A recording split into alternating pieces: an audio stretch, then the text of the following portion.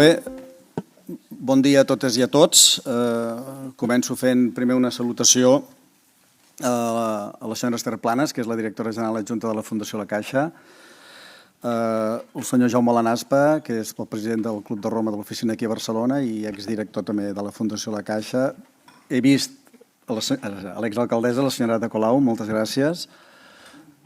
Òbviament saludo a la doctora Mariana Mazzucato i a l'amic Josep Ramoneda i òbviament a tots vosaltres que aquest matí d'aquest dimecres heu volgut venir aquí.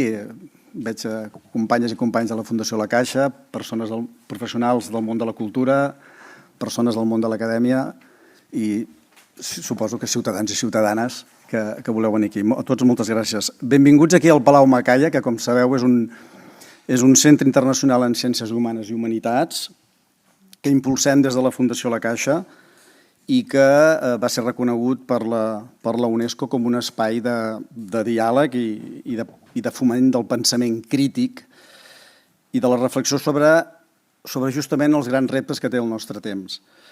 I, per tant, des d'aquí al Palau Macaya, en aquest sentit, és el que intentem fer, ja que fem que el coneixement es trobi aquí, i ho fem a través de converses com la que tindrem ara mateix. Convoquem també pluralitat de mirades diferents, perquè aquesta manera de fer holística és la manera que ens garanteix d'obrir més, i valga la redundància, la mirada i, per tant, aprendre més, i, òbviament, amb la voluntat de construir respostes col·lectives. Aquest centre va néixer ja fa uns quants anys, allà el 2012, a partir del compromís que la Fundació La Caixa tenia i té amb el benestar de les persones i amb la construcció d'una societat més justa, més cohesionada i més inclusiva. De fet, des de fa més d'un segle a la Fundació ens dediquem a això, és a dir, impulsem iniciatives socials, iniciatives culturals i també de recerca, i sempre amb una idea de fons, jo diria bastant sòlida i bastant clara, que és que només és progrés si és compartit.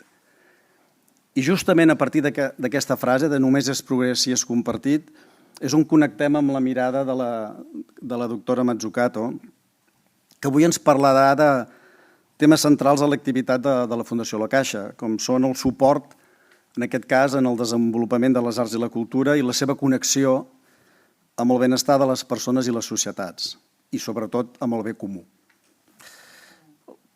La doctora Mazzucato, com sabeu, la seva contribució des de l'economia i des de l'acadèmia ha ajudat a replantejar com entenem el valor i el paper de les institucions en la seva creació, posant el focus, com deia abans, en el bé comú, com a horitzó de l'activitat econòmica.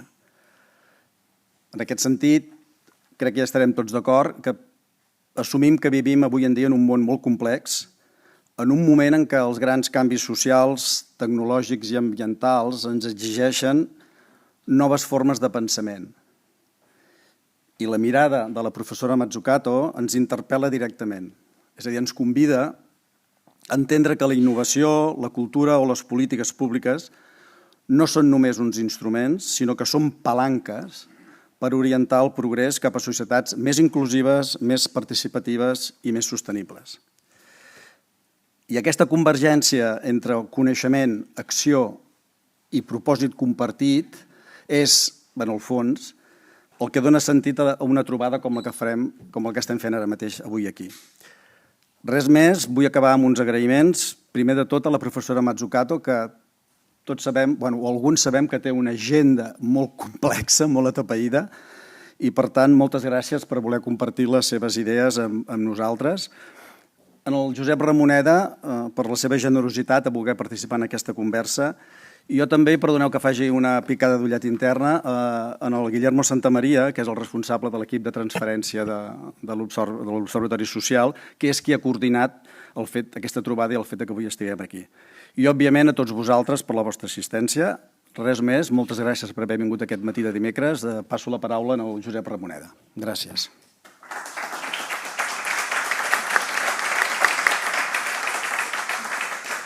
Moltes gràcies, Josep, moltes gràcies per haver-me invitat en aquest acte.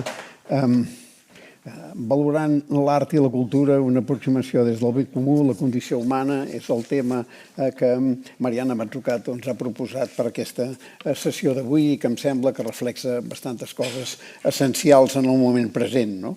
És veritat que la condició humana, en un cert sentit, trontolla, fruit d'uns canvis d'època molt significatius, d'unes societats en mutació permanent.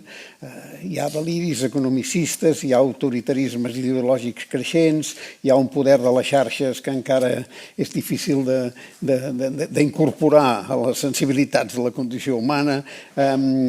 Hi ha moltes maneres d'entorpir el que seria la lògica del respecte i de la condició humana, que és l'element central. La cultura és determinant d'aquesta condició. La cultura es mou sovint entre uns espais massa elitistes i uns territoris amb aspiració subversiva, perquè em sembla que hi ha un espai molt més ampli, que és el que se li ha de donar sentit i contingut sempre,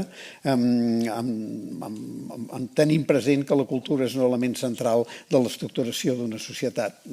Una societat ben armada culturalment juga amb avantatge. Per què? Doncs perquè la cultura empodera els ciutadans, perquè la cultura crea espais de coneixement i reconeixement, perquè la cultura socialitza i perquè alimenta aquest poder singular que és la creativitat, que potser és una de les coses més interessants i més dignes que tenim els humans.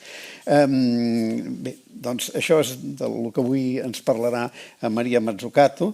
Ella és catedràtica d'Economia de la Innovació i del Valor Públic a la Universitat College de Londres, on dirigeix l'Institut per la Innovació i el propòsit públic. És una de les veus més influents a escala internacional en aquests camps de la innovació, del paper del sector públic en l'economia i de la cultura en particular, i ella ha obert en aquests moments una àmplia reflexió en aquesta direcció, que és el que ens transmetrà avui. Mariana, muchas gracias por estar aquí. Ahora te toca a ti y después iniciaremos una conversación compartida con cualquiera, con todos los que se quieran incorporar a ella. Muchas gracias.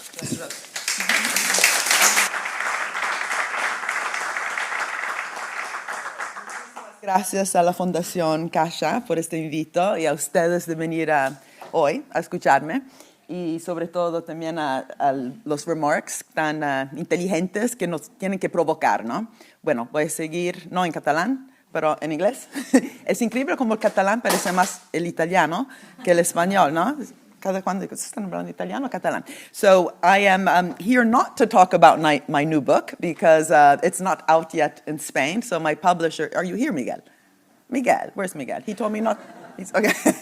So he said, don't speak about it now because it's coming out in Spain in September. So I will come back in September. What I actually want to talk about today is some recent work that we've been doing in the Institute to really bring together these different areas, exactly the areas actually that Caixa works on. So it's such an honor to be here with people who've been thinking about these themes. So often we think of culture there, far away, even science there, and the social there, and then we go serious about the economy, no? We go to the finance ministry, la hacienda, to talk about the real stuff. And now and then we give a little bone, to the dog to make people happy. A bit of money for social, a bit of money for culture, a bit of money for science, and we continue with the old economic thinking. And so really what I want to talk about is what would it look like if we did the opposite?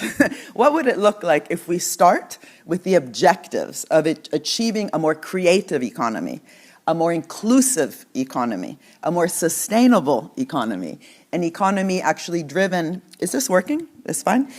Driven by innovation instead of extraction.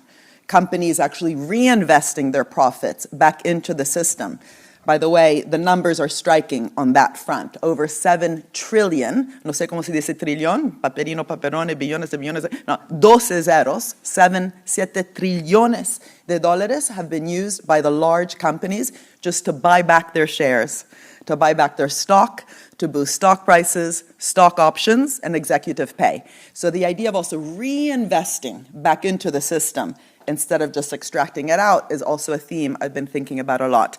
But really, the issue is, how would it look like if we actually think about these ideas of inclusion, sustainability, creativity at the center of the economy, and then work backwards and design the economic system to deliver that?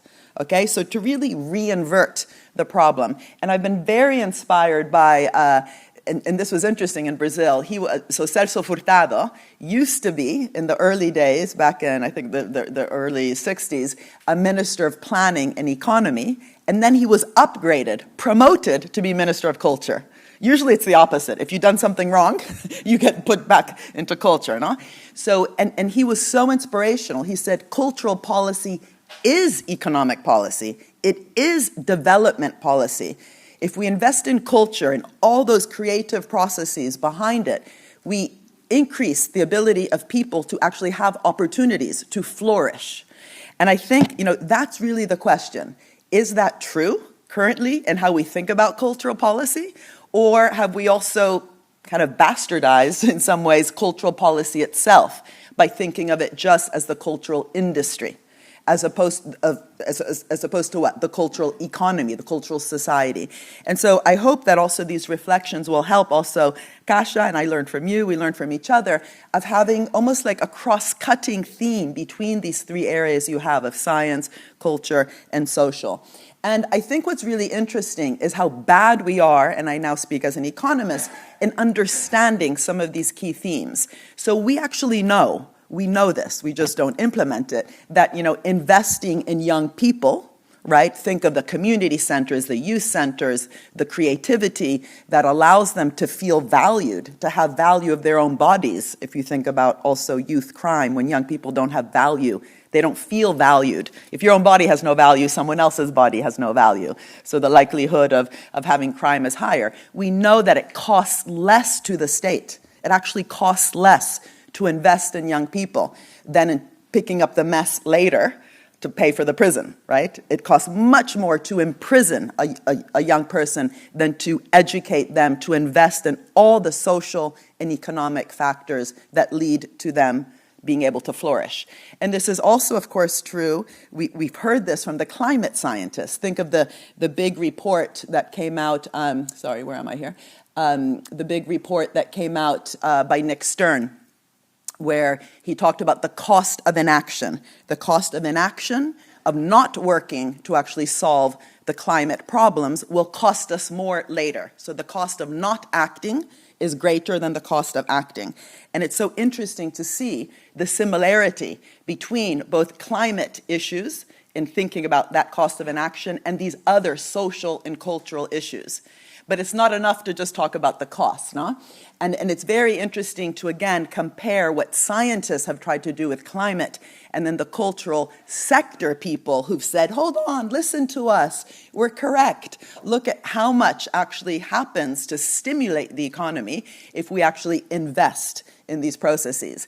And we call this in economics a multiplier effect. So if you actually look, this is data here for the UK, where we're trying to make the point now with the Treasury, every job in the UK's arts and cultural industry creates an additional almost 2 jobs in the wider economy. And this is actually a conservative figure. The actual multiplier looks like it's higher, say, than in the automobile industry. So for every pound, peso, euro of money in the cultural sector, because there's so many people involved, there's a collective value creation, ultimately actually produces more in terms of GDP growth. But if we just make the point in terms of an economic multiplier with our technocratic studies, we're actually missing the real multiplier. The real multiplier in terms of what I was saying before, the effects on health and well-being, the effects on education, the effects on urban renewal, the effects on social cohesion. In terms of health and well-being, the statistic here says that 48% lower probability of depression amongst older adults with regular cultural engagement. museum attendance, especially museums that think about the experience, not just the ticket sales, reduces loneliness, improves psychological well-being. And this was actually done with different cultural and sociological scientists. Improved educational attainment, learning outcomes in youth development. We were talking yesterday, actually, with the local team of the mayor, with Michael Donaldson. Where are you? You were here before. There you are. Ciao. Where you guys were also talking about the importance of using games and play to actually involve people. And that, of course, is a cultural area, no? Brian Eno, a good friend of mine who's a music producer, he says culture is also about play, how we learn to work together, to fail together, to experiment together, learning by doing, trial and error. And it's interesting how little of that, by the way, we have within our governments. Now, civil servants are not allowed to make mistakes. Otherwise, they're on the front page of, I don't know, your equivalent of the Daily Mail. Do you have shitty papers like that here too? No, just serious papers. El Mundo, El Periódico, no Daily Mail. And of course, also culture can help shape the economic direction. It can help form demand formation in terms of shaping preferences, aspirations, what you think you can actually achieve, capability development. I'll talk in a minute about carnival. Carnival in Brazil, in Recife, in Salvador, in Rio. Here you were telling me that in Valencia you have your equivalent. What did you call it? Not a Las Fallas. Only in Valencia. They're only happy in Valencia. No one else does. Why is that? Okay. Yes, where? Only in Valencia. By the way, someone yesterday, the ambassador to the UK from Brazil, because we had London Climate Week, he said, it's so different when you walk into a room with people who deal with culture. They're actually smiling. Whereas when you talk to economists, they're like, so this is about alegría. Now, in Carnival, of course, is about alegría. But how do you govern also a carnival? If you think of the whole year, it takes a year for the samba schools, the steel drums, the costumes, which in Brazil they call fantasias. I don't know if you call that similar here. El trio eléctrico. We have a similar carnival in London, in the Notting Hill area, which comes from the Afro-Caribbean descent of that area. And it's incredible, the skills, the investment, the creativity, and yet we don't invest in it. Right? But if you look at the capability development, the Minister of Culture today in Brazil, Margaret Menezes, used to live in a favela in Salvador, one of the roughest ones. And she says it was through public education, the theater class, the singing class, that she was able to kind of move up. And she became a very famous singer. And because every time Lula came to Salvador, she was the one who brought him around because she was part of the local PT. He then said, once Lula II, his second administration, you should be Minister of Culture. She said, woo, thank you. And she's amazing Minister of Culture because she understands how she was able, through cultural policy, exactly as Celso Furtado says, to flourish, to have herself invested in as a human being and not just as a poor person with some redistributive measures. Bolsa Familia in Brazil, of course, is very important as redistribution, but these issues I talk about are pre-distribution. How do you invest early, get good relationships, good investments in people because you care about them to get the economy actually working well from the beginning instead of picking up the pieces later. Social organizations, you were talking about how you work with this network of social organizations which can influence how communities collaborate, participate, create value collectively. Think of all the distrust we have today, right? You don't solve it by brainwashing people. Listen to us. We are going to do good for you. You involve them. You involve them also in the design of better policies. I won't talk about it now, but this new book I've written on the common good, which I'll talk about briefly at the end, is all about co-creation and participation.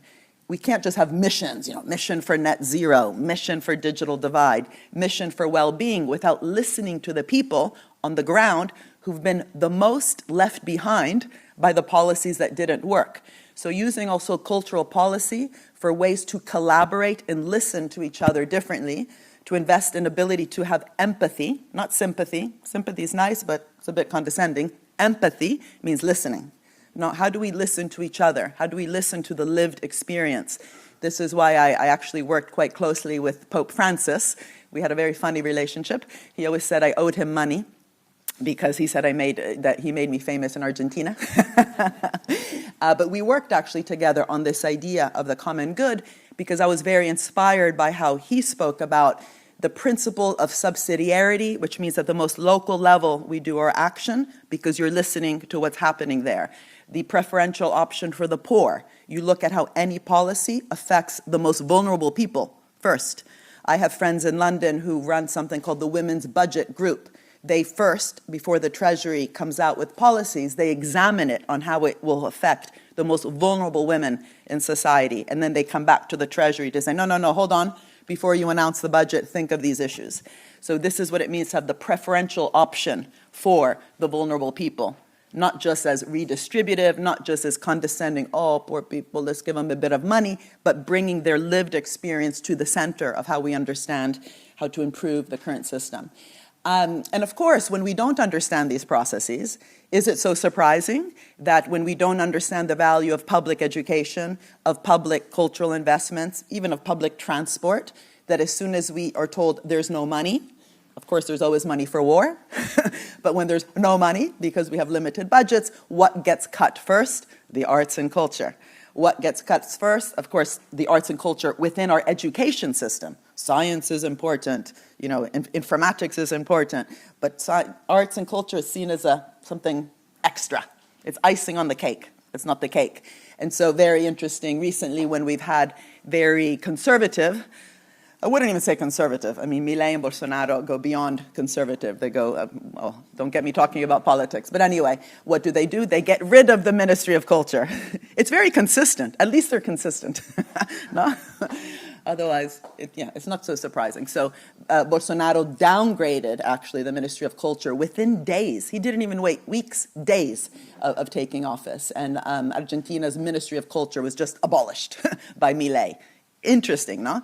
We shouldn't just say this to say, oh, they're stupid. It's interesting. Why is it that those who also have very strange economic policies that are just about austerity or privatization, also the first thing they do is get rid of the Ministry of Culture, which, if you think about it, if we invest in cultural processes, we also invest in critical thinking.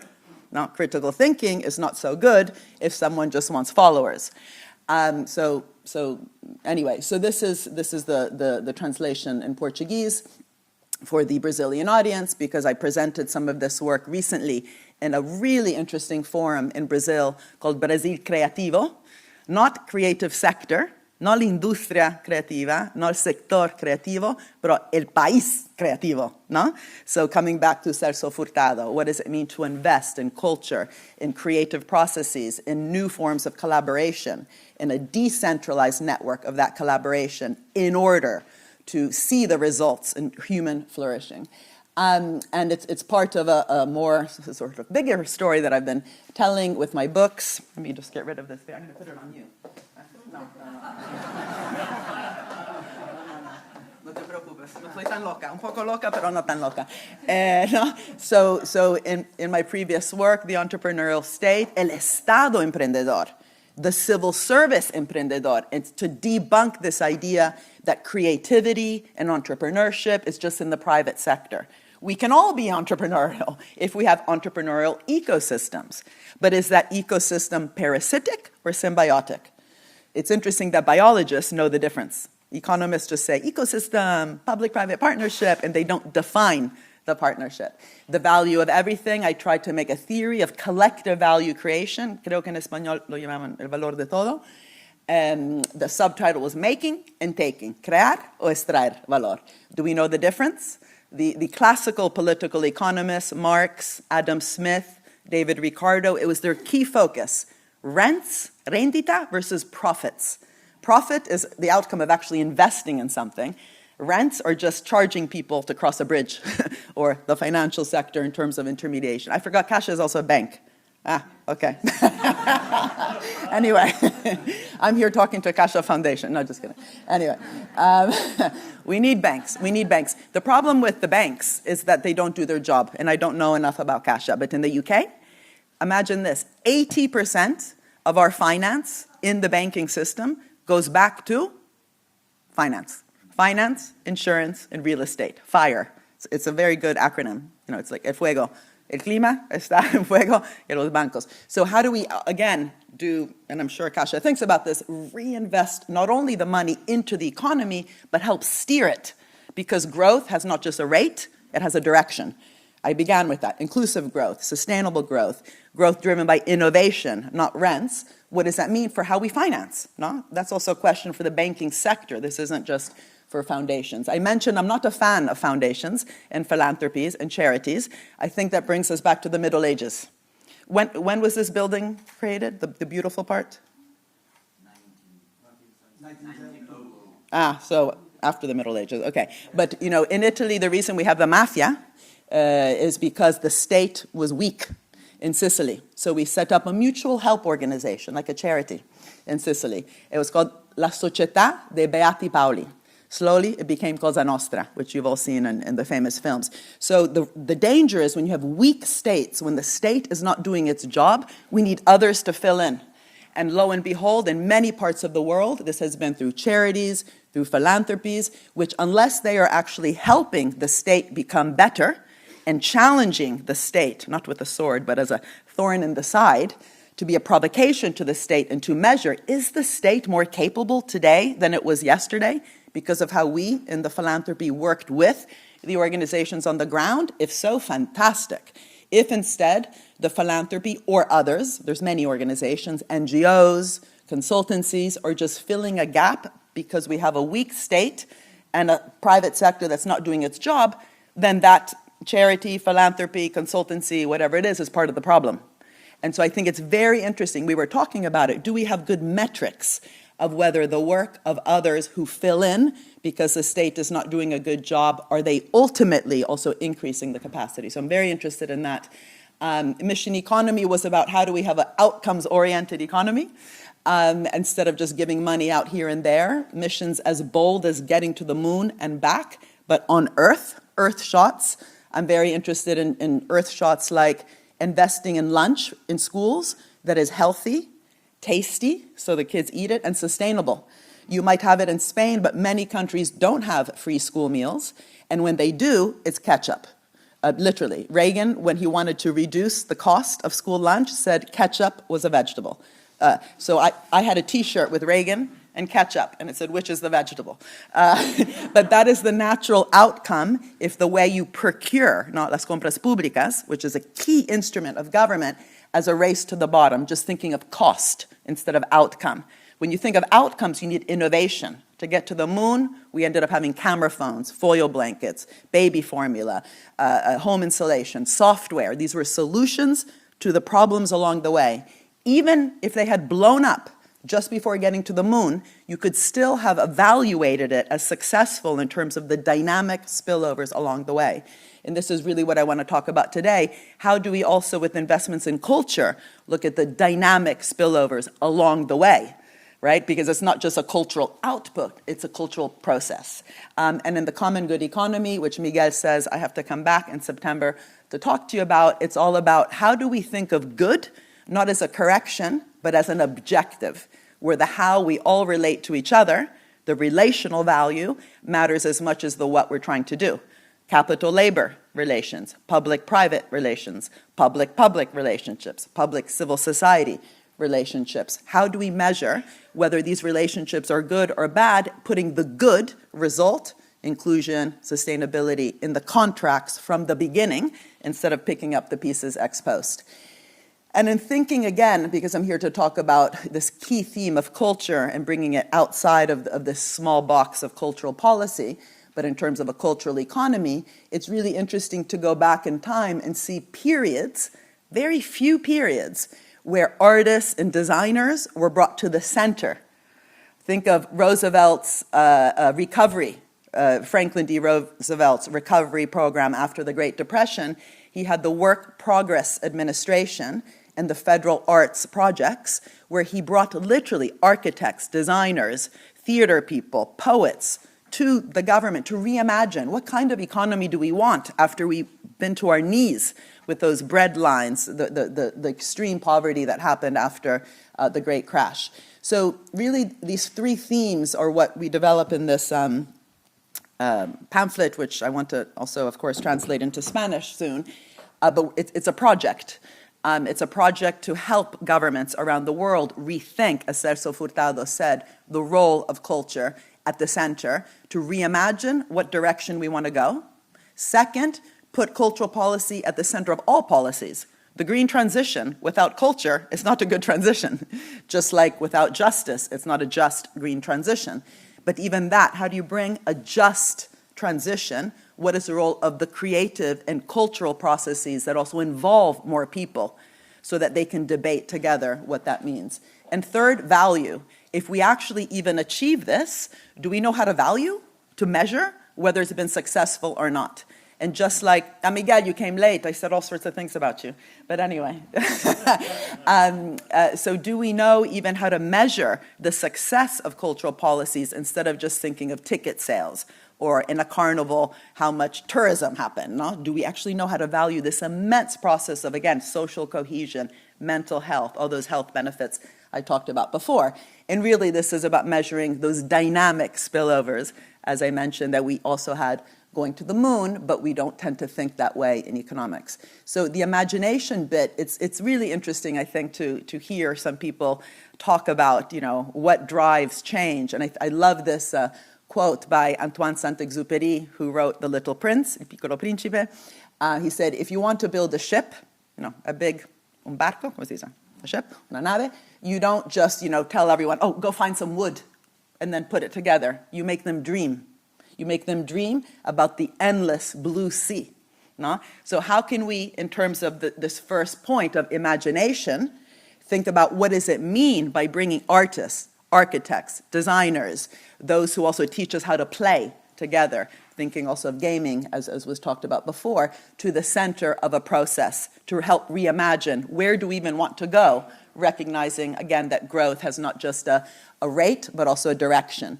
And as I mentioned, with the WPA, but also the Bauhaus here in Europe, where public funding was actually brought directly to artists, architects, and designers to help make decisions on public housing, on public space, on public mobility. How do we move? Ada Colau's team, I was so inspired. Forget all the politics in this country, but we worked with you so well, and it was so interesting how you thought about public space. Public space as a way to make us gather in different places, right? It's not just a space that's not private. That's, again, filling the gap. Private space, public space. Public space is literally how we aspire to be together in our cities and look after those spaces, but also how we move differently when we have also public spaces where we can also sit down, where we're welcomed to sit down instead of keep moving. So it's interesting, by the way, to see how few people from the arts community work inside government. In the UK, I know the statistic, I think I might have it in one of the slides, but I'll say now, it used to be close to 50%, it was 49% in the 1970s that architects and designers worked for the city, in the city administration. Today, less than 1%. Less than 1%. So this hemorrhaging of talent.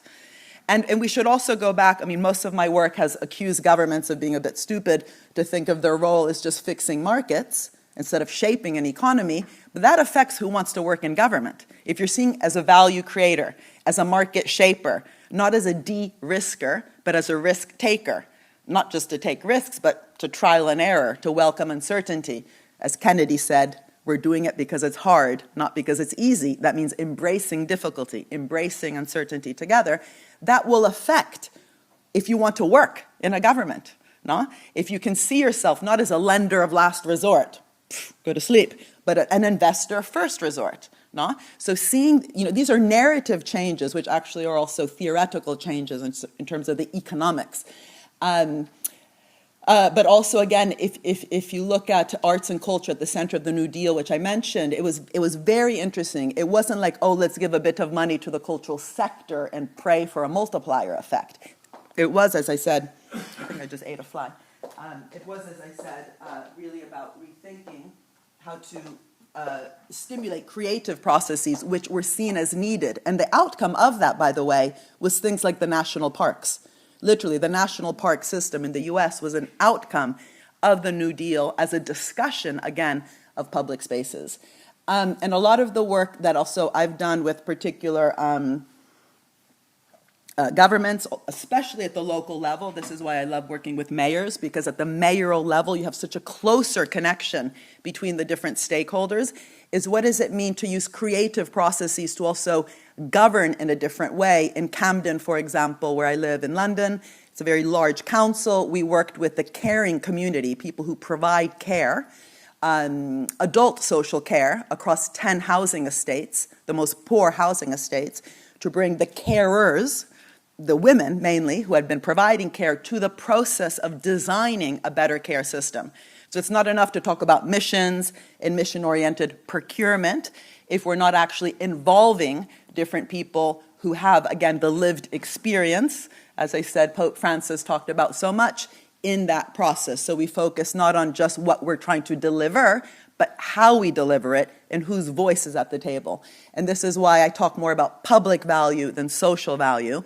Public, not just in terms of public sector, but public, literally, citizenry, the polity. Second is how do we put culture at the center of policies themselves? So that first bit was reimagining, also the what's to be done and the creative processes to get there.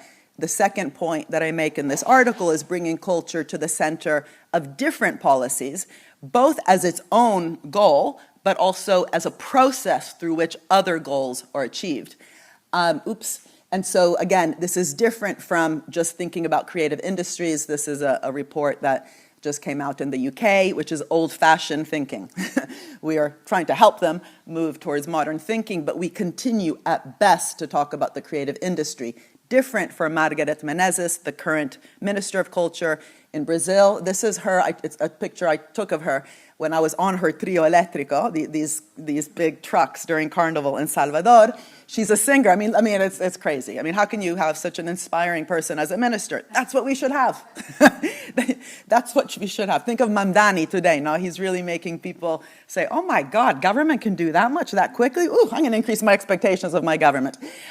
She's really incredible because she talks about the creative economy in terms of civic engagement and democracy, cultural biodiversity. My husband actually just wrote a book on this in terms of the cinema sector. We all know the director, we all know the actresses, we don't understand the huge creative, he steals all my ideas, by the way, it's terrible. I was like, I've heard this before. Anyway, he says, it's a great book. It's on film production. Anyway, that kind of, cultural biodiversity, so we don't have, if you saw the film Mondovino, no, about making wine in one way, making films in one way, but also how the funding itself, the structure of the funding, can create more biodiversity of culture or less. Sustainability, technodiversity, thinking of all the technology. Culture is a common good, and the buen vivir, coming back to the fact that people tend to smile more on the foundation side probably than the bank side. So the buen vivir, a sense of belonging, education, mental health, and well-being. And in work that we did in Barbados, what was interesting was that the Prime Minister of Barbados, Mia Mottley, you must have heard of her because she's very active about rethinking the international financial architecture. There's something called the Bridgetown Initiative. If you haven't heard about it, read about it. She gives wonderful speeches, by the way, at the COP conferences on climate change. But she used to be the Minister of Culture. And then now she's Prime Minister. And she says, in a country that has experienced so much trauma, slavery, imperialism, today, climate change, these small island states, once or twice a year, experience so much damage and then don't have the finance to actually do what they need to do, also because of how the financial architecture is structured. She says the first thing we need to do is make people in Barbados feel good about themselves. She says, I walk into a school and the young people say, hi, Prime Minister. She says, look at me. You have value. You, young person, have value. We were talking before about young people being one of the focuses of the foundation. She says, without that, we cannot produce change. So you cannot read this. I'll read it for you. She says this particular mission, the high-level challenge was social cohesion. The mission was transform Barbados into a country of active, involved citizens, so all Bajans will feel empowered and engaged in the social, economic, and cultural development of a country as confident, creative, compassionate, and entrepreneurial citizens. Oof, That's a mouthful. But even just thinking about that is a mission in and of itself, beyond even the fact that culture should be a key driver of also other missions, whether it's the green transition, or in this case, where we worked with housing, the head of the UN envoy for housing, Leilana Farha, and I wrote a paper putting dignity and culture into our communities through how we develop housing. Again, super interesting to see how mayors have achieved that, and the idea of cultural adequacy to really make sure that we are thinking about how people experience and are proud of their own heritage, their sense of belonging, through the actual way that we develop and build communities through our social housing policies. In Camden, again, it was super interesting to bring that process of co-creation when we went through those housing estates that I mentioned, and people said to us, you know what we want for the green transition? We want to feel good. So how about if we change the food banks? How do you say food banks here? Banco de comida, no? Unfortunately, we have these in Europe because we have a lot of inequality, to green food cooperatives. And of course, Spain is a leader in cooperatives, think of Mondragon, but food cooperatives. I saw the facial expression of the same woman walking into a food bank, embarrassed, humiliated. She shouldn't, but she did. And then the same woman, this is someone I'm thinking from Somalia, because there was a large Somalian community, running, helping to co-govern the food cooperative, a green food cooperative in those housing estates. A completely different process in terms of involving people and making them feel part of something. Those policies also last longer if people have a sense of belonging. And lastly, how do we value? Let me be quick because I think I'm running out of time. This is Francis Morris, a good friend who used to be the director of the Tate Modern. If you haven't been to the Tate Modern in London, please go. It's an amazing museum. It was actually built the year I arrived in London, 26 years ago. And she said, you know what? I'm proud about two things I did as director of the Tate. I brought people into the museum that had never set foot into a museum. Second, I showcased artists who usually are excluded from the kind of more elite museums. And she said, I did that notwithstanding the fact that the Treasury measured the success of the museum based on ticket sales, or in theaters, bums on seats. Yeah? And she said, so she's in this group that I've put together of artists, designers, museum heads. How do we think about what it should look like in terms of the relationship between the Treasury and the heads of the museums or the heads of the foundations to actually nurture that process, reward that process that she said she did, notwithstanding the fact that all the metrics were telling her just to do blockbuster shows, basically. The blockbusterization. No, Picasso, I won't say Matisse, because you just did a great Matisse show, which was great. I actually saw it. So, of course, we need those as well. It's not either or, but again, the cultural biodiversity of those other things that should be done, higher risk, which need to be financed properly, precisely because they're higher risk.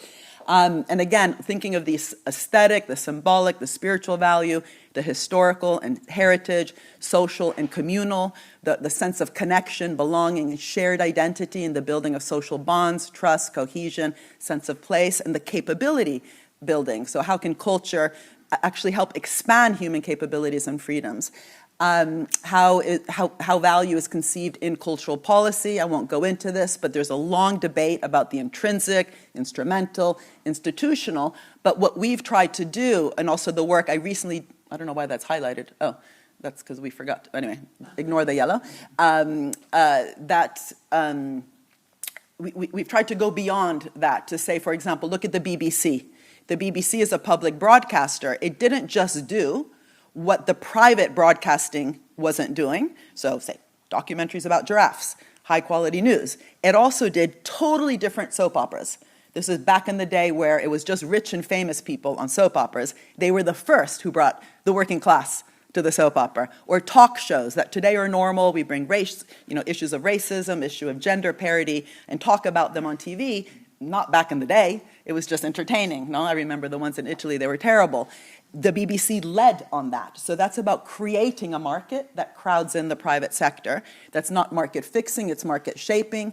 It's an accumulation of thinking of value for the individual. Do they have a good experience? About societal value, helping, for example, all of us be just as interested in women's football not just men's football. The BBC was critical for that. And industry value, investing in those processes that also create a whole new space for industry. The BBC had a goal, public broadcaster, cultural sector, to get everyone to know how to code back in the 1980s, and they helped build a computer that no one knows because it was just for the goal. It's called the BBC Micra computer. What it did do, though, not only helped everyone code because it was cheap, and it could be in all the classrooms, but also adult school, but they used the procurement lever, the demand side lever, to create a market for two companies, ARM and Acorn, which are the only two today relevant UK-based, well, now they actually sold them off, but anyway, UK companies in the tech sector. They grew from startup to scale up because of the demand side desire, the procurement desire to actually achieve a goal. So again, that was an industry value because it helped industry expand. Think of David Attenborough's documentaries. Have you seen Ocean? Amazing. First of all, it's tragic, all the dolphins dying, eating the plastic, but it's been done, all his documentaries, with research and development.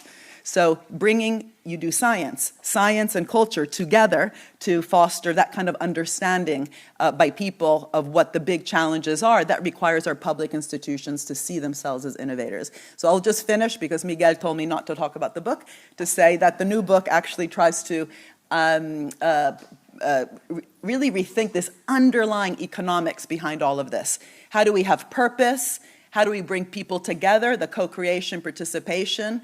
How do we do the collective learning along the way?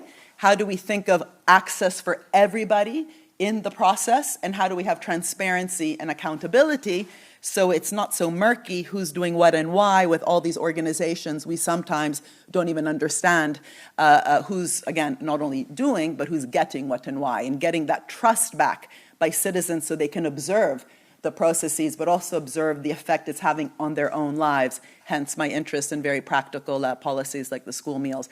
I have another 20 slides. I'm going to stop, otherwise I'm going to be here forever. So I'll just stop by saying I will come back in, when is it? September? October. September, October. I will be back here to actually talk about the book. And I already mentioned Carnival, so I won't go into it, but I'll just say that the work we're currently doing for the project of public value of arts and culture has two sides. One, with cultural institutions, like Caixa Foundation's work in the cultural sector, with museums, with designers. We're working with two galleries in particular, the V&A East, Victoria and Albert Museum East in London, because they're in a very difficult place where there was all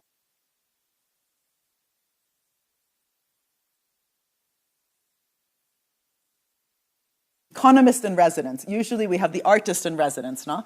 So usually we pretend to care about artists by bringing them into a bank or into the treasury and say, oh yeah, come in and do your... So now I'm the tokenistic economist in residence in a gallery, helping them actually think through how do we measure the value in these difficult communities of culture. And the second project is Carnival. And I'd love to speak to your colleagues in Valencia, but we're currently working in Brazil and Notting Hill. And these are sandboxes where we're trying to reveal the interesting insights that come from what I've just talked about. So I have to shut up, otherwise I will stay here forever. Thank you.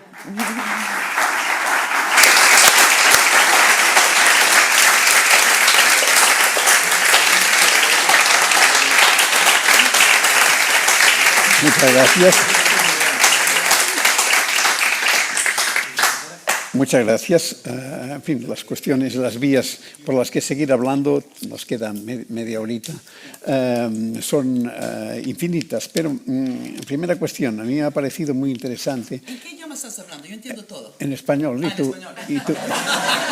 Y tú me contestarás en español. Yo lo he hecho porque sé que tú me puedes contestar en español. Ya sé que en catalán te hubiese sido más difícil. Exacto.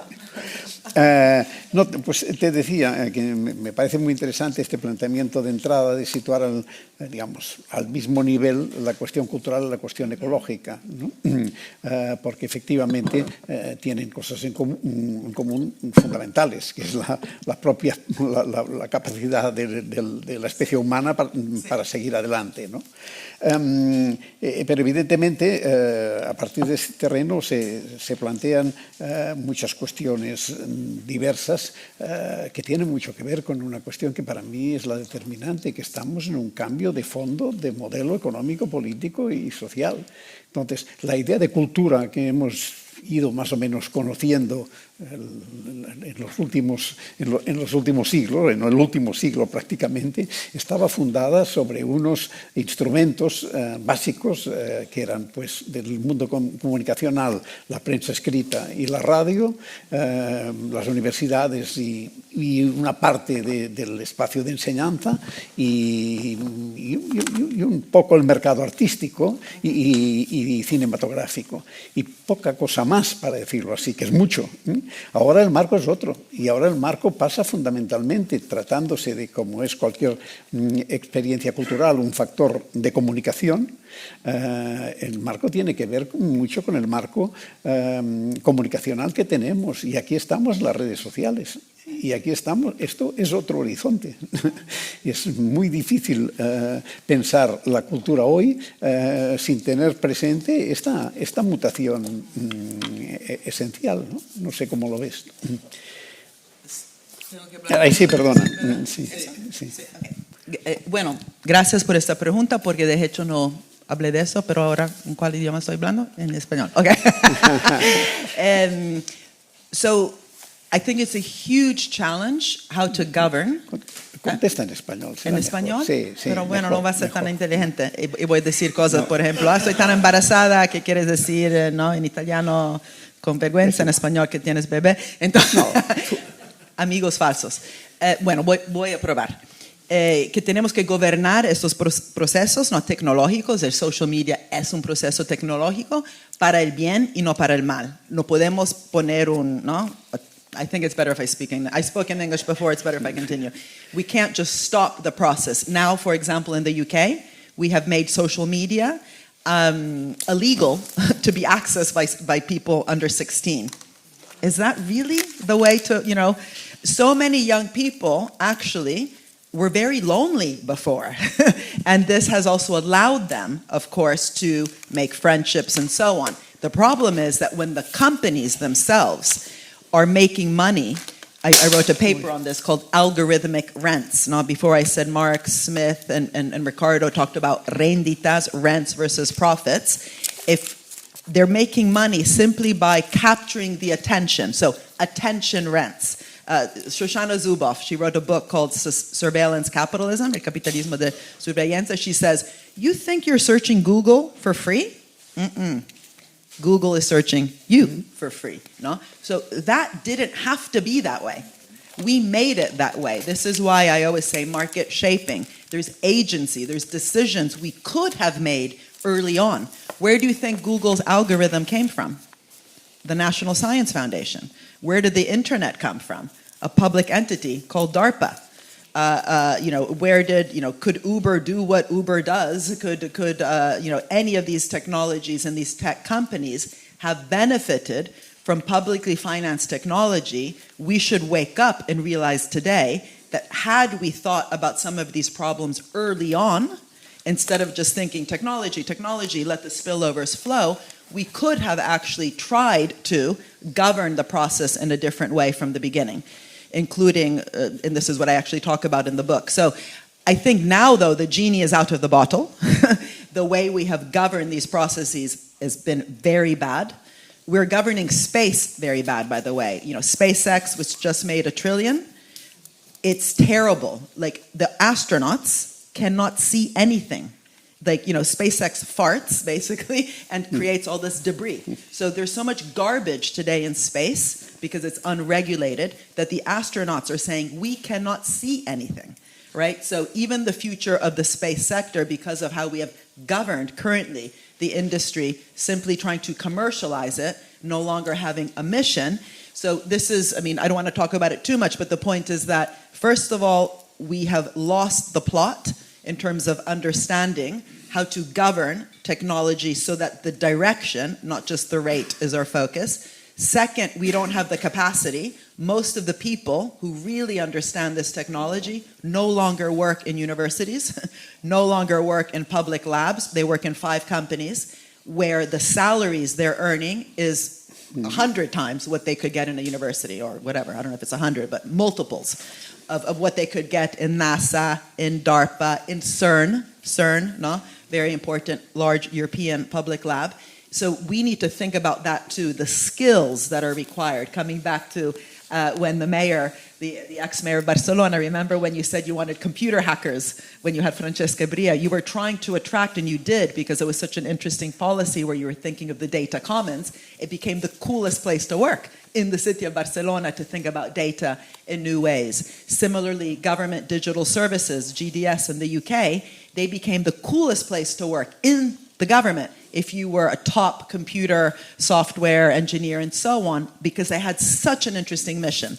And one of the things they said is people are not customers, people are not clients, people are users with human rights, and we need to create a digital platform where the way people access those human rights, the right to vote, the right to drive, getting their passports, but especially their welfare payments, is a nourishing process and not a process, as we see with Ken Loach, his films, where you see people wanting almost to commit suicide after going through a terrible bureaucratic process.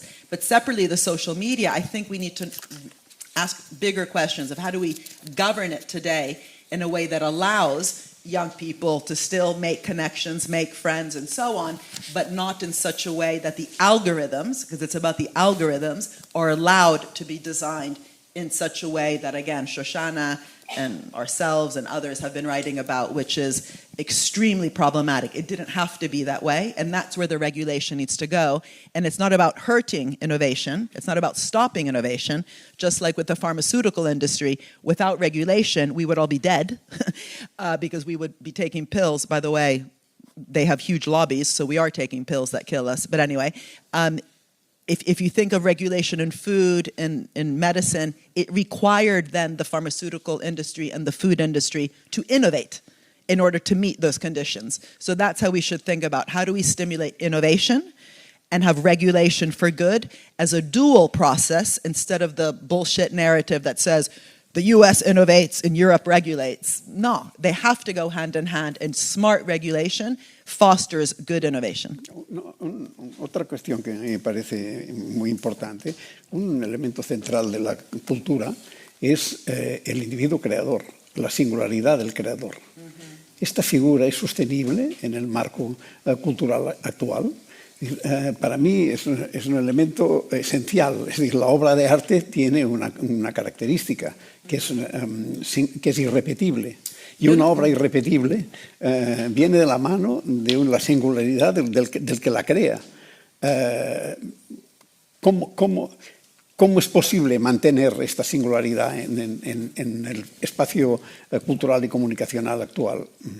Yo no creo que hay ninguna amenaza, se dice, de este viewpoint. Yo creo que todos piensan, porque es verdadero lo que usted acaba de decir, que el proceso también individual de creatividad es muy importante. Lo que no entendemos es la parte colectiva. No? So, as I said, with my husband and his film, I don't know why I'm marketing it, but anyway, read my book before you read his book. He says we always, how do you say, praise the individual. We praise the actor, we praise the director, we praise the lone genius, in Silicon Valley, the garage tinkerer, we pretended it was someone in their garage, being creative, not looking at the huge social structures, collective investments that were behind that. And it shouldn't be either or. It shouldn't mean because we respect and fund the collective processes, we think the individual does not matter. Because for all the reasons you were implying, of course, individual creativity matters, but that ecosystem of funding and biodiversity that needs to be fostered from it, I think is at risk. We don't actually have schools and training. I mean, again, with Carnival, it was so interesting because it should become almost boring like accounting, like we know that certain, or think of opera, because we admire opera, there's schools for opera. Because we don't value Carnival, there's no school for Carnival. I mean, there are samba schools, but they get no money. So I think it's also about looking at value as collectively created. Creativity is requiring collective value creation and financing those collective processes that also teach us how to be creative together. the funding, I mean, my good friend who's a famous artist in the UK, Cornelia Parker, she's literally one of my best friends, she says she would never have become an artist without the public funding, because she came from a very poor part of northern England. And today, a lot of that public funding is not there. So who is allowed to become an artist? An individual creative artist is not there. So you have these two processes, investing in, believing that everyone can become creative. I don't use the word fascist very often, but if I had to say what is fascism, it's the belief in the superior race. No? If you had to say in one sentence, obviously we can have books about fascism, but if it's one sentence, the belief in the superior race. So I actually think, and I know this is very controversial what I'm about to say, but we have many fascist policies, even in countries that don't think they're fascist, because why is it that in certain schools in the UK, we have art, we have debate club, we have philosophy. We teach philosophy. This tends to be to the kids who go to private schools. They take philosophy, they have debate clubs because they're seen to be the next generation of leaders. If you look at the inner city schools all over the world, in the poorest areas, why don't they have philosophy class? Why don't they have debate clubs? They just need the basics, no? Because they don't have what it takes to kind of think critically. So actually thinking about the individual means investing in those processes that truly believes that every individual, from any social, economic, racial, ethnic background has the potential. Whether they achieve it or not, we are different. Some people will, some people will not. I don't believe in some sort of, pretending we're all the same. But at least in the beginning, we have to believe that every individual should be given the opportunity to be a critical thinker, a creative person, and invest in the ability of a critical thinking. ¿No?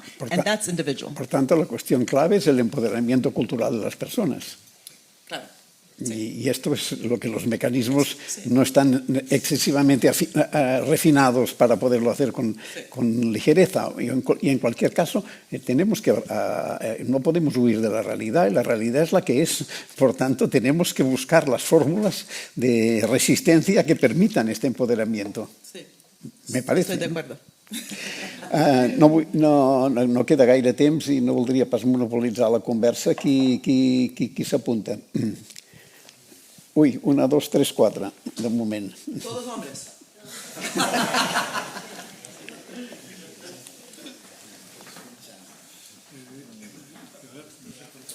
Hola. Hi, Mariana. I've been following some of your work, and it's absolutely amazing, so thanks a lot for that already. I wanted to ask, is the cultural sector ready in a culture-first economy, if that's what you're kind of suggesting? If it's a culture at the center of everything, which I love the idea, is culture thinking in an entrepreneurial, economically savvy, and even I would say, growth, like money-directed paradigm? What's wrong with culture producing a ton of money? Sorry? What's wrong with culture producing a ton of money?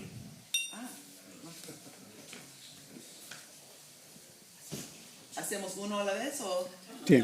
Sí, bien. Así que no tengo que pensar o recordar. Okay, I mean, those are two separate questions which are related, I think. Or I don't know if they're related, but they're two separate questions. One, is the cultural sector ready? Of course not. They are part of the problem.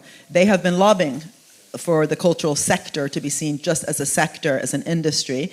And just like with any lobby, many lobbies are perfectly happy with the status quo. In the UK, at least, it's one of the 5 sectors that we have supported. So the creative industries, life sciences, automobiles, aerospace, and finance. I don't know how I remember that each time, but it's good.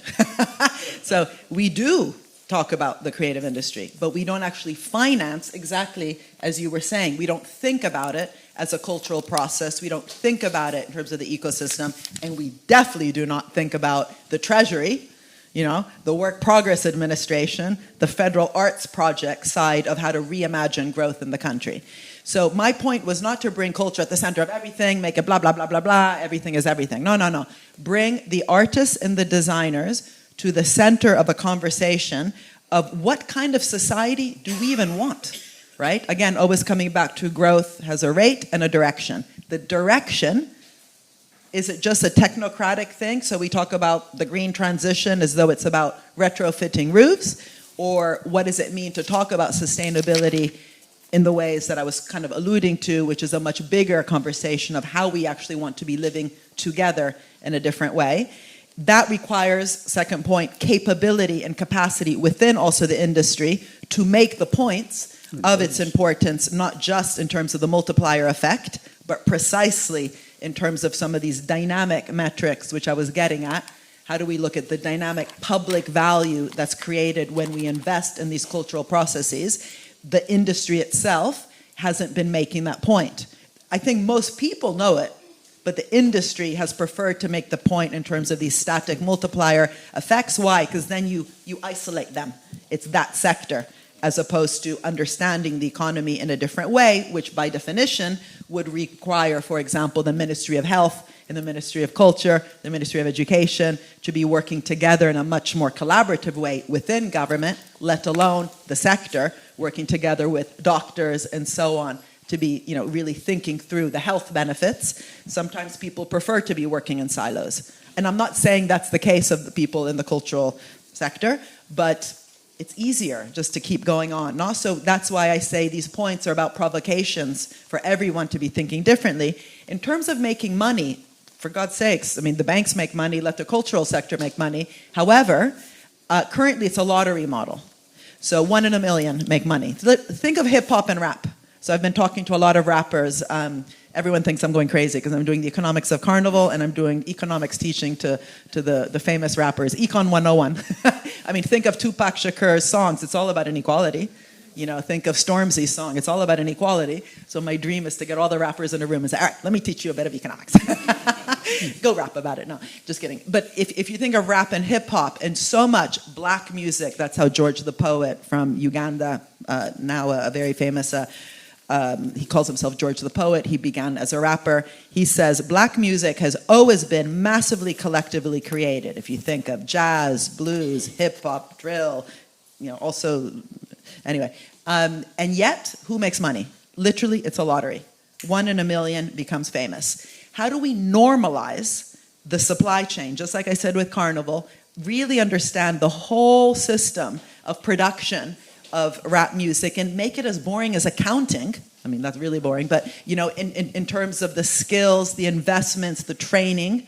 So it's not just volunteers helping people make music when they're small in a youth center, but because we value that music, because we value what it represents. George the Poet calls rap social broadcasting. If you listen to most rap, it's broadcasting the lives on the ground, even when it's sometimes misogynistic and so on. It's still social broadcasting the lived experience. So how do we make it also recognized as social broadcasting, but especially invest to help steer, not to tell people what to rap about, of course, but if we start investing in those processes, you can bet that there will also be a lot of sharing of knowledge between those that are actually in the industry, that have made money in the industry, and can convince those who currently aren't even appreciating the industry to invest in the supply chain, the process of creativity along the way, and not have literally the kind of lottery model in terms of who actually benefits. But that wouldn't be about making money. It would be distributing how the money is made beyond, as I was saying before, the blockbusterization. We have blockbusterization not just in terms of the type of art, but in the individuals. One person becomes super famous without recognizing the huge collective value. It's also true of fashion, by the way, in some other areas.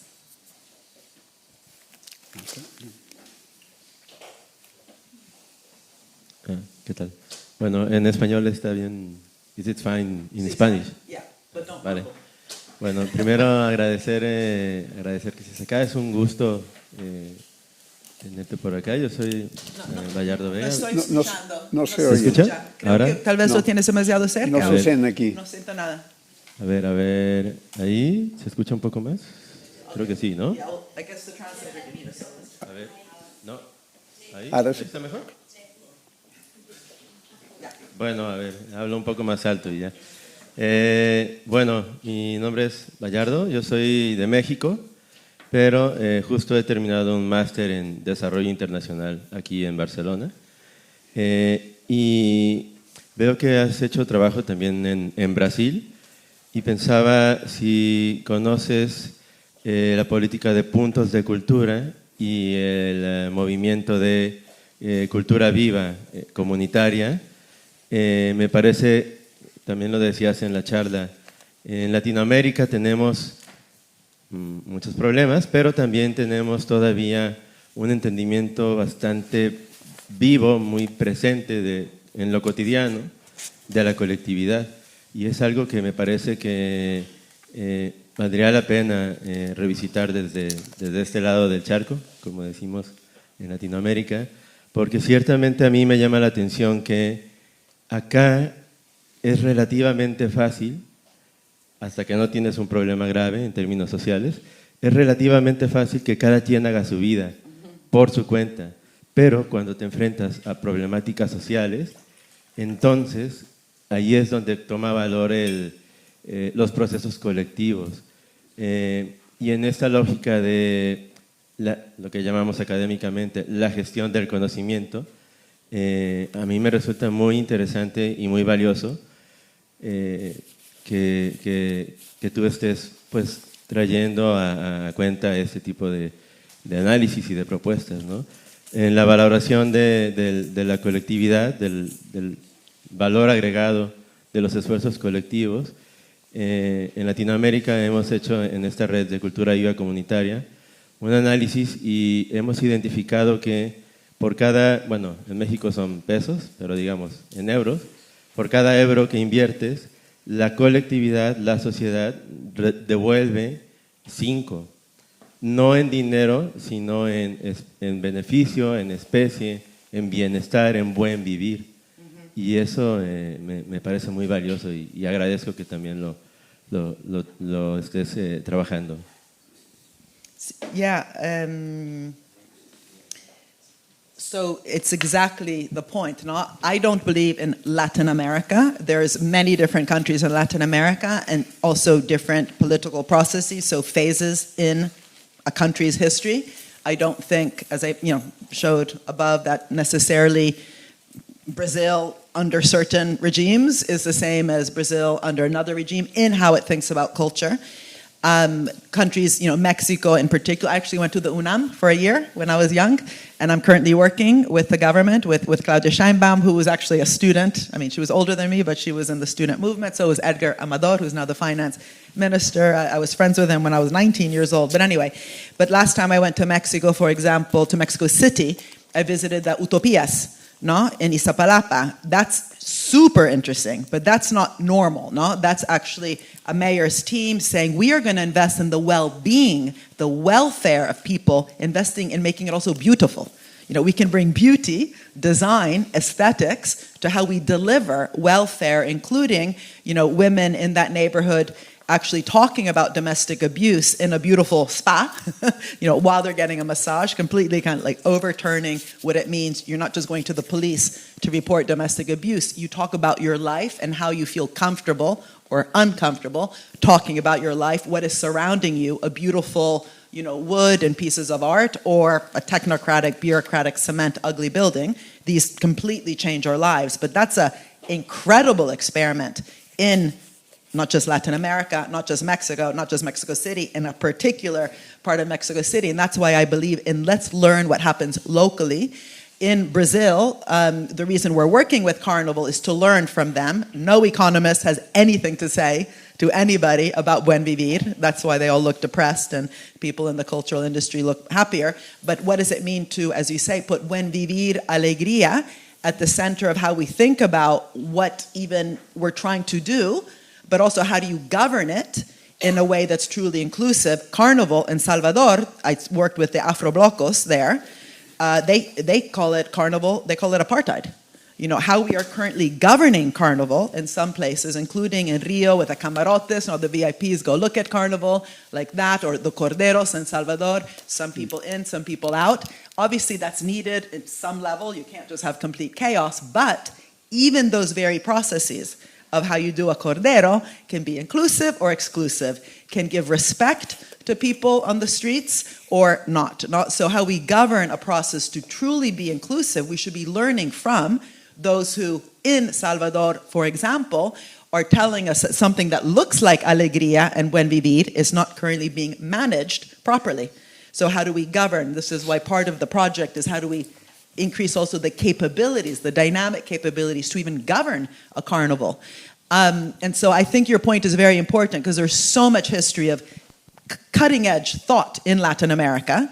There's really good local examples, but I would argue there's also in other parts of the world, for sure in Africa, but also in Europe. Again, Barcelona actually is quite interesting in how it's been thinking about this. But the bigger question is, how can we, for example, in the Amazon, the person I'm working with is the Secretary for Traditional Peoples. She works with Marina Silva, who's a Minister of Environment, but her name is Eden Moraes. And she says, the most important thing, first of all, is to stop thinking you know everything. Okay, she says, who knows something about the forest? You want to think about forest preservation? Guess who knows about that? The people in the forest. So she has a sign, I can't remember in Portuguese, hay personas en la foresta, no, that's like Italian, but anyway, en la foresta hay personas, no? She's like, there's people in the forest. Guess where all the money's going? To the NGOs, to others. So little money reaches the people who have knowledge, they have innovation. So don't treat them like, oh, the little indigenous community, we set up an Amazon fund that's going to do good for them. She says, listen to us. We will help design a fund. We will help govern the fund. And the fund should go directly to the people who for centuries have developed knowledge, not in a romanticist, folkloristic way. It's the cutting edge of knowledge. We are rediscovering, reinventing the wheel today when we talk about water.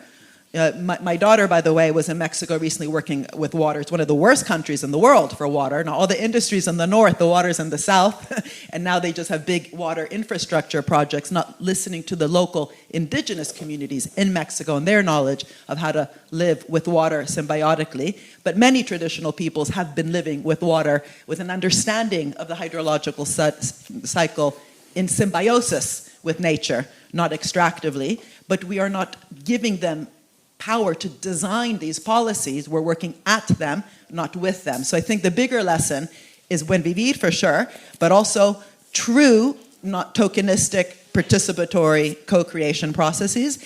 And that requires valuing the brain, valuing the knowledge of those people before you even bring them to the table. No? And I think, again, really good examples, but also very bad examples. And the level of violence in so many countries, including Mexico, which I love. I'm in love with Mexico because I was a student there.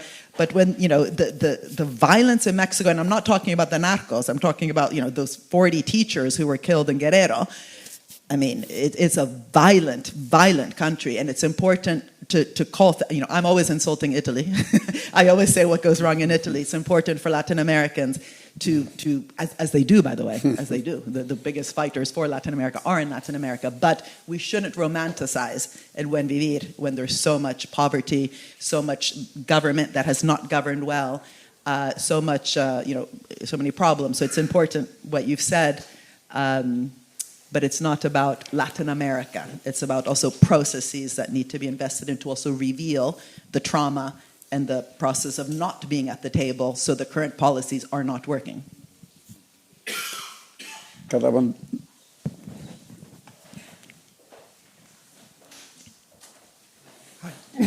Hi, I'm Humberto Llavador from Pompeu Fabra University. So first of all, thank you for the provocative talks and the words. I have two very short and I think simple questions. So the first one is, what is culture? So we want to change culture. So what do we mean by culture? And in particular, being a little bit provocative. So religion is culture, public demonstrations are culture, but public demonstration by right-wing parties or extreme right-wing parties, is it culture? So how do we define what is culture? And related question to this one is, I know that the view is broader than just resources, but resources is at the core. How do we distribute the money? How do we distribute the funds? It's part of a big part of the discourse. How we decide, not so much who is included, because being inclusive in a way it's easy. How do we decide who gets excluded? So who don't receive funds, and or what is funded and what is not. Okay, let me begin with the second part because it's easier. No, I mean, actually, even, well, they're both very important. So, but the second one, my colleagues in the areas of especially those kind of galleries and museums like the ones I mentioned, which have been really thinking not just about the art in the museum, but how the museum interacts in the community and again showcases different types of artists and so on. They say, interestingly, they say, Mariana, the point is not about the metrics. Precisely because culture, and I'll get to what is culture, but maybe you can tell me what you think culture is. Anyway, because it's not valued, what's interesting is it just gets distributed thin. There is no metric. It's not true that it's just, a static metric. It's just like, okay, here's the amount of money and we're going to spread it thin. So the ones that actually are doing really good work in terms of investing in, all the things that Margaret Menezes talks about in terms of Brasil Creativo, but thinking also in terms of at a regional level, at a local level, at a neighborhood level. So not just the process of showcasing art, but also in how the cultural processes, if you want, are invested in. They get just as much money as a very kind of, boring museum that doesn't think that way. So you're right. The same thing, by the way, happens with small medium enterprises in general, and I've critiqued a lot SME policy. Forget the cultural sector just for a second. In the entrepreneurial state, I talked about that we should be picking the willing, not picking winners. You don't pick a sector, you don't pick a type of firm, small, medium, large. You don't pick a technology, you pick problems and work with using the funding to fund those who are willing. And if you're small, you get extra support, but not just because you're small. Most SME policies just spraying support across the category of SMEs. So the ones that truly are actually innovating and investing and trying to do things differently get as much support as the ones who don't, right? So that usually happens when you don't understand a process, when you have policy that's not very good, you just spread support. My colleague used to call it pissing in the wind. Not a very nice expression. He was an innovation economist. You just spread support everywhere, comes back in your face because nothing happens. So yes, of course, some will not get the support. But what does it mean to invest in the processes so that those who don't get the support, because you have these dynamic metrics, which show that they're not currently working very well, can actually eventually, achieve those metrics. It's similar if you think of it to the CBAM treaty. Currently in Europe, we're excluding many developing countries from trading with Europe, which is very bad for development. Now, it's a carbon border adjustment mechanism, whatever it's called. What should have happened if Europe had solidarity was to say, okay, we import goods that fit the carbon criteria, and we will help countries in the global south who currently don't achieve that criteria to develop those criteria to become, green or so on and so forth by sharing knowledge and so on. But we're not sharing knowledge, right? So something that looks good, carbon border adjustment mechanism for green, is actually then hurting development, right? So it's something similar, which is it's not just about saying yes, no, you get funding, you don't get funding. It's also about having those policies that actually ultimately are helping all organizations that believe to be in the cultural area to move towards being more dynamic and not just thinking about these kind of static metrics. Having said that, as I said, the metrics currently, even the ones that exist, aren't necessarily used. Separately, what is culture? I don't know, you tell me. What we argue, I also say in the report, I talk about is arts and culture, and then we just kind of talk about culture so we don't have to say arts and culture all the time. Of course, it's the specific skills of music, of theater, of poetry, of literature, so on and so forth, but it's also a process, right? That idea, as I mentioned, that Brian Eno says, he says culture is also our ability to reflect on who we are. It's an ability of talking about heritage, but also openly as a contested terrain. I'll come to the potential Mussolini bit. Mussolini was the biggest cultural figure in Italy in terms of actually investing in some of these areas. It's a process, not just a cultural process to develop these areas that I just mentioned, but also literally a fostering creativity. If we are asking ourselves and having difficult questions, about not just the rate of growth, but the direction of growth, that requires a level of interaction. Think of the polity. That's why I talk about the common good, the telos, but also the polis, no? The debate, the democratic process of discussing, that ultimately has always been a feature of cultural processes, is also a reflection of who we are, what do we want, and having that debate, and artists also helping us think differently. That's why, think of how much you've learned from reading books or watching a great movie or a poem of putting yourself in someone else's shoes. Think of Dostoevsky. When you read his books, you understand both sides constantly. You kind of wonder which side you're on. That's a key feature of a cultural process, is to bring yourself outside, I think, of your own limited life. No?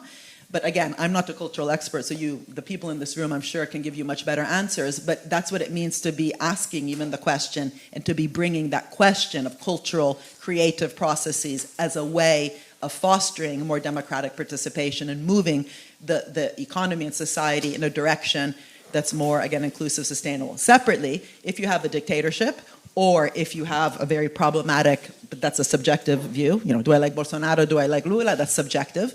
Do I like Mussolini or not? That's subjective, but there's also very objective criteria. If you are progressive and like inclusion and so on, of course you will not like a fascist dictator. And yet, fascism, if you think about it, in Italy, invested hugely. And they're still all standing in the buildings, in the architecture, and so on. So we should always move away from thinking, is it, good or is it bad? But what is the process through which you're cutting down democratic debate, democratic participation, co-creation through a particular way of thinking of cultural policy? I came back to the point I said of how we do education. Cultural policy is development policy, is economic policy. That's because it's not saying cultural policy is good. If you have a particular type of cultural policy, it will affect a particular type of development, particular type of economics. So it's not about good versus bad. Cultural policy can be some of the worst policy we have. So it's about saying it's fundamental to understanding how the society works. Then what do I think? What do you think? What does someone else think the direction of society should be? More progressive, more regressive, more inclusive, more exclusion. The cultural policy will help determine that. So it's not about, because we have a minister of culture who is talking to the minister of finance, and that's gonna,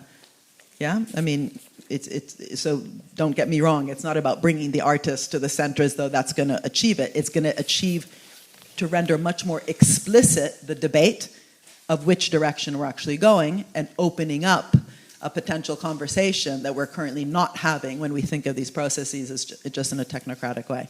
And again, coming back to cultures also play, how we learn, how we achieve also human flourishing by investing in certain types of processes, I think is a big question that economists, and I'm an economist, have not understood. Should we have at least one woman ask a question or no? Moltes gràcies. Ho hem de deixar. Bueno, estem al límit.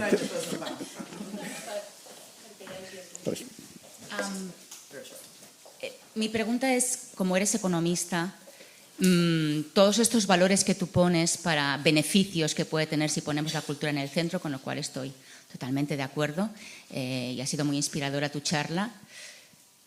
¿Cuál es, cómo vamos a convertir ese valor en un sistema neoliberal en el cual la economía son cifras, ¿no? De alguna manera, el problema que tuvo para mí la ecología en los 80 y en los 90 es cuando empezó ese debate en el, vamos a ponerle un valor económico a todos los procesos medioambientales, ¿no? O sea, la naturaleza tiene un valor económico, cuando evidentemente la naturaleza tiene un valor espiritual, tiene un valor de, ¿no? Mil cosas que no es dinero. Y creo que eso nos llevó a la crisis actual que tenemos actualmente, ¿no? Que no todo puede convertirse en dinero. Entonces, como economista te pregunto cómo podemos nosotros convertir todos esos beneficios que tiene la cultura si la ponemos en el centro a valores que no entren en bolsa, ¿no? A valores que no sean cifras y que puedan sumar y restar en una economía neoliberal que es la que actualmente, en un sistema que es el que actualmente tenemos casi en todo el planeta, ¿no? So he said I have to be very quick. So I'll just say that I don't think it's either or. We need the numbers, and the numbers are not understood. Even for by the way, a pothole, no? You have a road and there's a big hole. It costs less to fix the freaking hole instead of wait for, it happened to me the other day, go on with the bicycle, fall off and go to the hospital. No? So it costs more and yet we don't do it. And the cost-benefit analysis, which I always say is the static way of thinking, because we're not capturing the dynamic value that it would actually produce over 5 years, over 10 years, it doesn't mean we shouldn't do the cost-benefit. How we are currently looking at the benefits is very restricted. And it shouldn't just be in storytelling and qualitative, it should also be numbers. Because we are not doing what the numbers say. Again, it costs less to educate a child and to invest in all the well-being than to imprison them. Those numbers should be out there. I think it costs 3 times as much to imprison them per year. The annual cost is 3 times higher to put them in prison than to invest in all the things, the health, the youth center, the schools, and so on.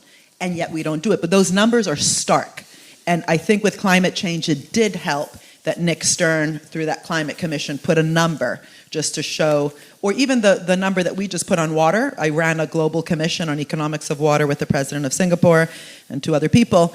We showed that 55% of the global food chain is at risk if we don't actually treat water through its hydrological view, not just blue water, green water, which is the water that transpires. So when you deforest the Amazon, it affects droughts and floods globally. Those numbers do matter.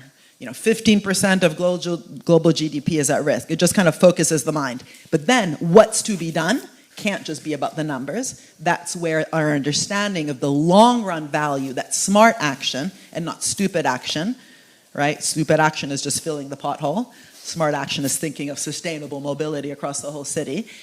And so many of the fiscal rules, because you use the word neoliberal, I've become a bit tired of the word neoliberal because it just doesn't, of course we have neoliberal, economics. All my work is about changing the economic theory that drives what policymakers do.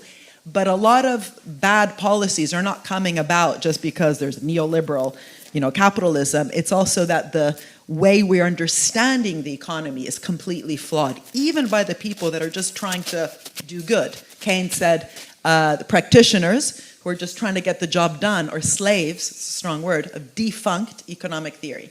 So it's a new way of thinking about the economy in long run versus short run, investment instead of a cost, fiscal rules. Andy Burnham is about to become the new prime minister, and he's saying, I'm going to respect the fiscal rules, but he should say, but the way the fiscal rules were designed is preventing long-run investment. So the best way to be fiscally responsible is to catalyze growth, catalyze investment, get the private sector to do their job. In the UK, the private sector, we're 28th, I think, 26th or 28th in the OECD for private sector investment. So you have ambitious strategic public policies that crowd in through conditionality, private sector investment, talking about the direction, not just the growth, ultimately that can expand productive capacity, which is the denominator of debt to GDP. So that's not neoliberal, that's just about dumb economics versus smart economics, which obviously I'm self-serving here, but you know what I mean? We shouldn't forget that it's not just about right wing, left wing. It really requires that new way of thinking about the economy. And I just will finish by saying it's incredible how bad we are at some of the simplest things, like the potholes, let alone this much wider conversation about culture. But the point is we can be doing them. It's not get rid of the basic numbers to do the big stuff. We need to think about this as a cumulative way of showing what needs to be done. And the key thing is to separate out our understanding of what actually determines long-run growth versus short-term, blips, and the direction of that growth, not just the growth for growth's sake. Muchas gracias, Mariana. Has visto, ha funcionado bien. Has generado temas, debates diversos y continuará. Por tanto, muchísimas gracias por estar aquí y gracias por tus datos.